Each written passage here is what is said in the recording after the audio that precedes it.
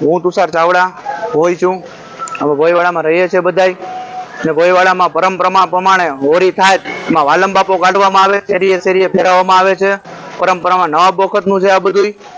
ને નવા વખતમાં જે કઈ વાલમ બાપો ફેરવતા હતા ઘરે ઘરે ઘરે કહેવાનો એવો સંદેશ છે કે બીડી પી ને વાલમ બાપા મરી ગયા હતા એટલે કે વ્યસન મુક્તિ થાય એને માટે દારૂ પછી જુગાર કોઈ પણ એવી વ્યસન મુક્તિ થાય એવું અમે ઈચ્છીએ છીએ. એટલે ઘરે ઘરે એવો સંદેશ પૂગે કે ગલીએ ગલીએ નીકળીએ છીએ. કાળવા ચોક, થાણા રોડ, શીતળાકુંડ, હેડક્વાર્ટર, ચેન્નકેટા, ભમપુરી, રાણાવ ચોક એવા બધા અમારા ચોક છે. એટલા એરિયામાં એ બધા ચોકે લઈએ છીએ. ચોકે ચોકે જઈને એવું બોલીએ છીએ.